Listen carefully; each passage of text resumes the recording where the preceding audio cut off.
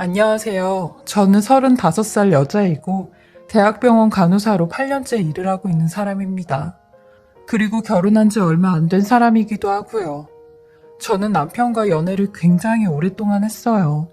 제 나이 25살 때 편입학원에서 남편을 만났으니 횟수로만 11년째 알고 지낸 사이네요. 남편과 저는 학원에서 그냥 얼굴만 알고 지내다가 둘 다 원하는 대학에 편입을 하자마자 사귀게 되었어요. 사귀면서 싸우는 날보다 웃는 날이 더 많았습니다. 남편이랑 저랑 2살밖에 차이가 나지 않으니 때로는 든든한 오빠처럼 때로는 친구처럼 잘 지냈죠. 그렇게 각자 편입한 대학에 졸업을 할 때까지 학교를 잘 다니고 있었는데 그 사이에 남편의 부모님한테 생각지도 못한 일이 벌어지고야 말았어요. 남편의 아버지가 돈 문제로 아시는 분들과 법정 다툼까지 하게 되었는데 아마 그때부터 남편의 집안 가세가 기울기 시작했어요.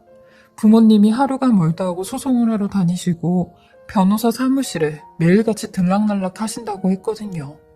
그러니 남편도 마지막 학년을 남겨두고 돈을 벌겠다며 알바를 하러 다녔어요. 하루에 2-3시간만 자면서 돈을 벌더라고요. 본인 학비는 어떻게든 본인이 벌어본다면서요. 그때는 저도 남편과 자주 만나지도 못했어요. 저는 졸업반에 실습까지 나갔고 남편은 저렇게 돈을 벌고 있으니 한 1년 정도는 얼굴을 거의 못 봤죠. 그러던 어느 날 남편이 웬일로 저녁 시간에 전화가 온 겁니다. 저는 반가운 마음에 오빠 이 시간에 웬일이야? 지금 저녁 알바하는 시간 아니야? 라고 하니 갑자기 남편이 꺼욱꺼욱거리며 대성통곡을 하는 겁니다. 우느랴 아무런 말도 못하는데 저는 너무 깜짝 놀라 왜 그러냐고 무슨 일 생겼냐고 막 재촉이며 물어봤어요. 그러니 본인 아버지가 돌아가셨다는 겁니다. 집에 와보니 어머니는 식당에서 안 오셨는지 아버지 혼자 거실에 누워 계시길래 방에 들어가셔서 주무시라고 하는데 아버지가 아무런 반응이 없으셨대요. 그래서 곧장 119를 불렀는데 이미 운명을 하셨다고 했다는 겁니다. 아무 흔적이 없는 걸 보니 심장마비로 돌아가신 것 같다고 했죠. 저도 그 소식을 듣고는 바로 장례식장으로 뛰어갔고 남편 옆을 지켜주었습니다. 남편 식구분들께서는 아버님의 심장마비 원인을 조심스럽게 추측하셨는데 아마 갑작스러운 소송과 재판으로 아버님께서 스트레스를 너무 많이 받으시다가 쓰러지신 것 같다고 하셨죠. 아버님께서 원체 고혈압이 심각하셨다는데 이런 일이 생기면서 고혈압 약도 제대로 챙겨 드시지 않으셨다고 하더라고요. 남편은 아버님 얘기만 나올 때마다 닭똥 같은 눈물을 흘리는데 그 모습이 너무 안쓰럽고 마음이 아팠어요. 그렇게 아버님을 힘들게 보내드리고 남편은 그동안 모은 돈으로 학교를 졸업했어요. 그리고 저는 대학병원에 취직을 해 1년차 간호사로 근무를 하고 있었죠. 그때부터 저와 남편은 서로 부부가 된다는 가정하에 모든 계획을 다 같이 세웠는데 재산 계획부터 미래에 대한 계획까지 앞으로 나아갈 저희 인생을 준비했죠. 근데 취직을 해야 하는 남편이 돌연 저한테 막연한 소리를 하기 시작하는 겁니다. 저기 수정아, 나 취직 안 하고 로스쿨 가려고 생각하고 있어. 라고 하는데 저는 어안이 벙벙해 그게 무슨 소리냐고 했어요. 오빠 나이 29에 또다시 공부를 하고 또 시험을 보고 변호사가 되겠다는 거냐며 갑자기 왜 그런 소리를 하냐고 했죠. 그러니 이번에 본인 아버지께서 억울한 일을 겪으시는 걸 보고 힘없고 능력 없고 법도 모르면 그냥 당해야만 한다는 걸 처절하게 느꼈대요. 그래서 본인이 변호사가 돼서 저도 지켜주고 나중에 태어날 우리 아이들도 지켜주고 식구들도 지켜주고 싶다는데 사실 꿈이랑 현실은 엄연히 다르잖아요. 어느 누가 본인이 하고 싶은 것만 하면서 살아요. 그것도 다 갖춰졌을 때 할 수 있는 거죠. 그래서 저도 모르게 돈 얘기부터 나왔어요. 그럼 로스쿨 학비는 어쩔 거냐고 했죠. 1년에 학비만 1,000만 원이 넘고 책값이며 생활비는 다 어떻게 할 거냐고 하니 본인이 과외라도 하면서 알바를 할 거라고 하는데 네, 남편이 원래 똑부러지고 공부도 곧잘 해서 학점 관리도 잘 해놓긴 했는데 이렇게 갑자기 로스쿨을 갈 거라고는 생각지도 못했어요. 근데 남편은 이미 로스쿨 지원 자격에 필요한 LET와 토익 토플은 학교 다니면서 조금씩 준비를 해놨다는 겁니다. 그리고 무엇보다 남편의 어머니가, 그러니까 지금의 제 시어머니가 남편한테 무조건 변호사가 되라고 했대요. 네가 변호사가 돼서 네 아버지 한 좀 풀어주라고. 아버지 생각하면서 악착같이 공부하라고 하셨다는데, 그땐 제 신분이 아직 여자친구이기도 했고 결혼한 상태도 아니라 제가 감나라 배나라 할 수 있는 상황이 아니었어요. 남편 본인이 한다고 했고 시어머니도 하라고 적극 찬성을 하셨으니 두 모자가 조금 대책이 없어 보이긴 했지만 그렇다고 제가 어찌할 수도 없는 노릇이었습니다. 남편이 속 못 차리고 로스쿨 준비를 하고 있을 때 저는 2년 만에 졸업을 하고 27살에 대학병원 간호사로 취직을 한 상태였거든요. 내가 이러려고 남편이랑 사귀는 건가? 라는 별 생각까지 다 들었고, 이런 제 마음을 아는지 모르는지 남편은 로스쿨 준비에 여념이 없었죠. 그리고 마지막 면접까지 합격을 하였습니다. 남편이 로스쿨에 합격을 했다는 소리에 기쁨보다는 착잡함이 먼저 들었고, 남편은 어김없이 1년이 지나니 대학 학비 때문에 허덕이기 시작했어요. 다들 저보고 미쳤다고 하시겠지만 저는 이런 남편을 위해 3년 동안 로스쿨 학비를 대주었습니다. 어떻게든 살아보겠다고 발버둥치는 남편을 위해 제가 해줄 수 있는 일이 물질적으로 보탬을 주는 일밖에 없었거든요. 남편의 어머니가 백화점 청소일로 버는 돈은 세 식구 생활하기도 빠듯했고, 시동생이 버는 돈은 시아버님이 살아계셨을 때 고용하셨던 변호사 비용을 내기 빠듯했죠. 그러니 남편 학비를 보태줄 사람은 아무도 없었어요. 저희 집에서도 제가 남편 학비 보태줬다는 거 지금까지도 모르세요. 아마 아셨다면 당장 헤어지라고 난리가 나셨겠죠. 근데 이런 안쓰러운 남편을 보면 제가 모성애가 생겨 도와주고 싶었고 도움을 주고 싶었어요. 어떻게든 살아보겠다고 삐질삐질 사는 모습이 제 마음을 움직였죠. 남편은 자기가 변호사가 되면 무조건 절 호강시켜준다고, 자기 간호사 일 안 하게 내가 해줄 거라며 항상 고맙고 미안하다고 하는데, 저도 그런 남편을 보며 제발 그래달라고 했네요. 그리고 시어머님 또한 항상 저한테 죄인 같고 미안하다고 하셨어요. 결혼도 안 한 네가 우리 집을 일으켜보겠다고 도와주는데 내가 면목이 없다고 그러셨죠. 어머님 말씀대로 그 당시 저와 남편은 결혼도 하지 않은 커플이었지만 거의 부부 같았어요. 그때 당시 만난 횟수도 5, 6년 차가 되었으니까요. 남편은 이런 절 보며 로스쿨에서도 3년 동안 아주 우수한 성적을 유지했어요. 그 결과물은 제게 훈장과도 같았고 절 힘내게 하는 원동력과도 같았습니다. 그리고 졸업 후 남편은 드디어 변호사 시험까지 치르게 되었죠. 근데 이 시험도 만만치 않았던 게 1년에 한 번 시험이 있고 거의 2명 중 1명은 탈락되는 어려운 시험이었어요. 그리고 무엇보다 제약이 있었던 게 5년간 합격을 못하면 평생 시험 자격이 박탈이 되는 거였죠. 뼈 빠지게 3년 동안 로스쿨에서 공부를 해도 5년간 변호사 시험에 떨어지면 변호사가 못 되는 그런 허무한 결과가 되는 겁니다. 하지만 저는 남편의 능력을 믿었기에 시험에 붙는다는 사실은 믿어 의심치 않았어요.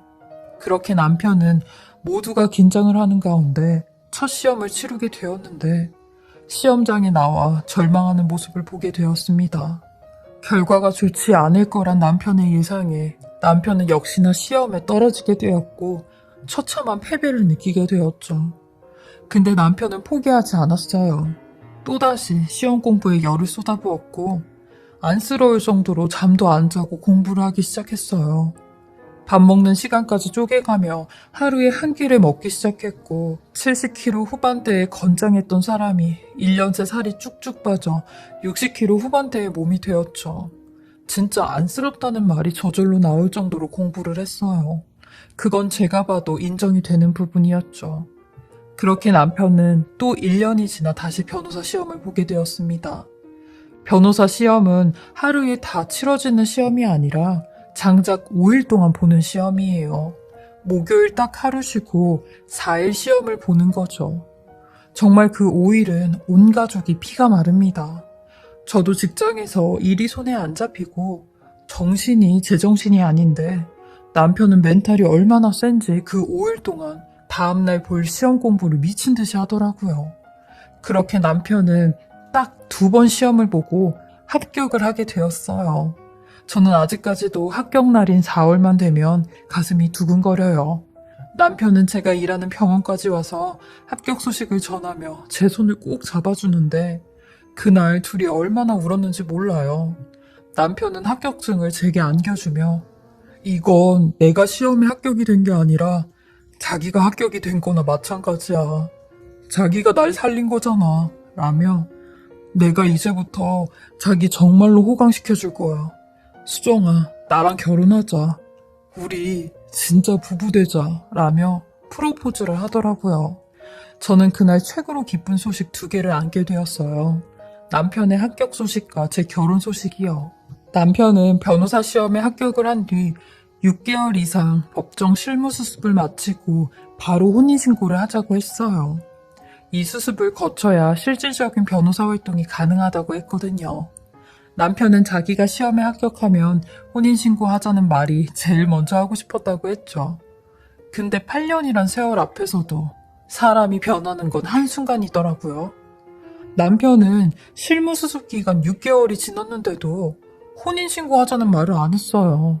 그리고 제가 만나자고 하면 일 때문에 바쁘다는 핑계만 해댔고 사람 좀 귀찮게 하지 말라고 성질을 내는데 아마 이때부터 이 사람의 수상한 행동이 눈에 자꾸 보였죠. 제가 여태 이 사람에게 해왔던 희생이 한 번에 무너지는 순간이었어요.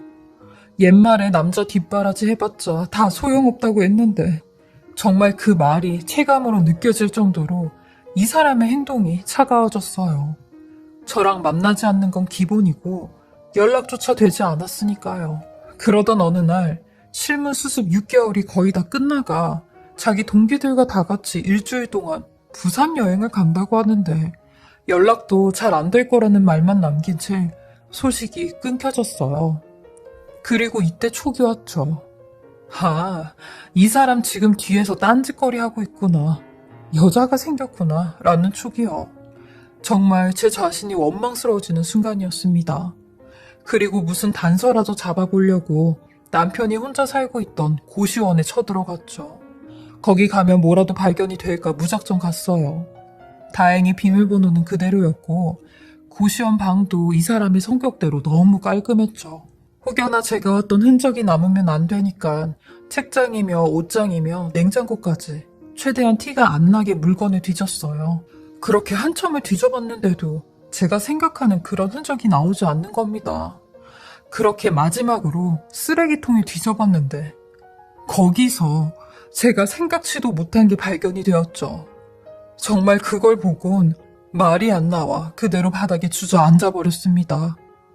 쓰레기통에 있던 것은 바로 이 사람이 먹었었던 약 포장지였는데 얼마나 많이 먹었는지 무더기로 버려져 있었고 도대체 무슨 약을 먹은 건지 그 포장지를 들어 살펴보았습니다. 제가 간호사이다 보니 웬만한 약은 알고 있었죠. 근데 젤로땡이라는 약이었습니다.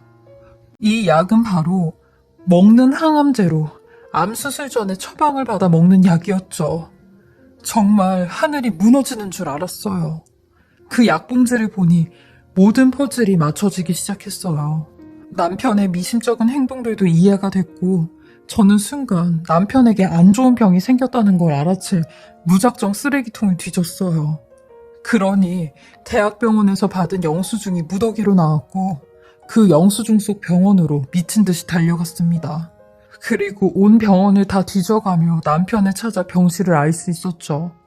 남편은 온 몸에 링거들을 주렁주렁 달고 있는데 전 그런 남편을 보고 오열을 하며 여기가 부산이냐고 목 놓아 울었어요. 어떻게 나한테 아프다는 말 한마디 없이 혼자 수술을 받으러 온 거냐며 남편의 팔을 붙잡았죠.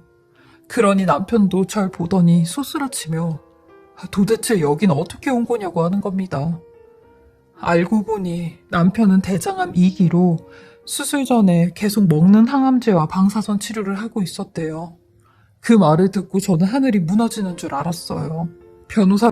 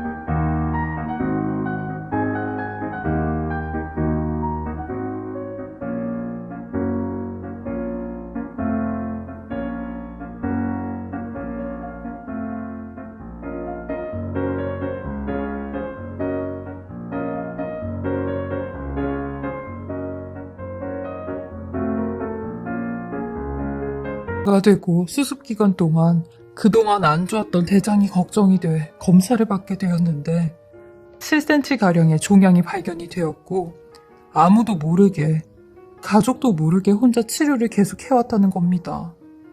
이러니 변호사 시험 기간에도 그렇게 살이 쭉쭉 빠졌던 거고요. 남편은 본인 몸이 아픈지도 모른 채 변호사가 되겠다는 일념으로 그렇게 힘겹게 살아온 겁니다. 저는 그런 남편을 보며 하염없이 눈물이 쏟아졌고 미안한 마음으로 얘기를 했어요. 내가 당신 아픈 거 몰라줘서 미안해. 간호사라는 사람이 내 남자 아픈 것도 모르고 암인 것도 모르고 당신이 변호사만 되길 바랬나 봐. 이렇게 아팠으면 아프다고 힘들다고 말이라도 하지. 왜 이렇게 꾹꾹 참았어? 왜 이렇게 혼자 다 짊어지고 가려고 했어? 라고 하니 제게 그러더라고요. 내 인생은 당신한테 짐 그 자체였잖아. 나 로스쿨 학비도 당신이 다 내주고 시험에 떨어졌을 때도 내 손잡고 기다려준 사람이 당신이었는데 내가 어떻게 암에 걸렸다는 말까지 당신한테 해. 이 말까지 하면 내가 너무 양심이 없는 거잖아. 당신한테 너무 미안한 거잖아. 라며 혹여나 내가 잘못되고 수술 경과가 좋지 않을 수도 있어서 일부러 당신한테는 말 안 한 거야. 괜히 당신 발목 접고 싶지 않았어. 20대 때부터 30대까지 당신 인생을 나한테 다 바쳤는데 내 병수발까지 하라고 하면 내가 사람이 아니지. 나는 잘못되더라도 당신은 더 좋은 사람 만나서 결혼도 하고 가정도 꾸리고 해야 될 거 아니야. 그래서 일부러 말 안 한 거야. 미안해. 라며 가슴을 치고 제 얼굴도 보지 못한 채 하염없이 눈물만 흘리는데 하늘이 원망스럽더라고요. 이제 좀 살아보겠다고 우뚝 일어섰는데 또 다시 주저앉게 만드는 것 같았죠. 저는 그런 남편을 위해 다시 한번 또 손을 잡아주었습니다. 같이 이겨내보자고 했어요. 당신 그런 악조건 속에서도 변호사가 된 사람 아니냐고. 근데 이런 암덩어리한테 져서야 되겠냐고 했죠. 그러니 남편은 고맙다며 내가 전부 다 이겨내서 이 은혜 당신한테 다 갚아주겠다며 저를 꼭 껴안아 주더라고요. 그리고 그 다음날 남편이 수술실에 들어가기 전에 제게 가슴에 변호사 배지를 달아주며 이 배지는 당신이 달아야 돼. 당신이 나 살린 거나 다름없잖아. 내가 변호사 되면 이 배지를 당신한테 제일 먼저 달아주고 결혼하자고 하려고 했는데 이렇게 병원에서 초라하게 달아주게 돼서 미안해. 나 수술 잘 받고 돌아올게. 라는 말을 남긴 채 수술실로 들어갔어요. 오전 11시 10분에 들어간 남편은 3시간 40분 만에 수술실에서 나왔고 1시간 정도 회복하고 병실로 이동을 했어요. 그리고 정말 다행인 게 수술이 잘 끝나 일반 병실로 바로 오게 되었죠. 수술 후 4시간 동안은 잠에 들지 않게 계속 깨워야 되는데 되려 남편은 말똥말똥하게 제 손을 꼭 붙잡고 평상시처럼 이야기를 했어요. 이렇게 살아있는 시간이 너무 소중하다며 잠드는 시간이 아깝다고 하는데 교수님께서는 수술도 잘 됐고 전이도 없다고 하셨죠. 그 말이 제일 듣기 좋았습니다. 그렇게 남편은 5일 동안 금식을 하고 퇴원을 해 항암약으로 3주씩 총 6차 복용을 했고 특별한 부작용 없이 치료를 무사히 잘 마쳤습니다. 되려 남편은 불안해하는 절 달래며 건강관리를 하였고 항암 치료가 끝나자마자 제 손을 잡고 시청으로 혼인신고를 하러 갔어요. 그렇게 저희는 10년 만에 부부가 되었고 현재는 부부된 지 2년차 새내기 신혼부부입니다. 무려 12년 동안 남편과 함께 했는데 결혼을 하고 난 뒤 더욱 행복한 하루하루를 보내고 있어요. 그리고 살아있음에 감사한 날들이 많아지며 열심히 건강관리도 하고 있죠. 남편과 저는 항상 약자의 편에 서서 어려운 사람들을 돕자는 마음으로 살고 있어요. 나중에 저희가 아이를 낳아도 그런 아이가 될 수 있게 키우려고 합니다. 남편은 이제야 저한테 호강을 시켜줄 수 있다며 좋아라 하는데 저는 매번 당신과 함께여서 행복했다고 했어요. 사실 남편 성격에 대해 여기다 자세히 쓰진 않았지만 저희 남편 정말로 자상하고 저밖에 모르는 그런 사람이에요. 그래서 제가 더 남편을 믿으며 기다려준 것 같아요. 그리고 현재는 남편과 저 둘 다 다시 태어났다는 생각으로 더욱 열심히 살고 있습니다. 제 길고 긴 이야기 들어주시고 읽어주셔서 너무나 감사드리고요. 제 글을 들어주신 모든 분들도 항상 건강하시고 행복만 가득하시길 진심으로 바라겠습니다.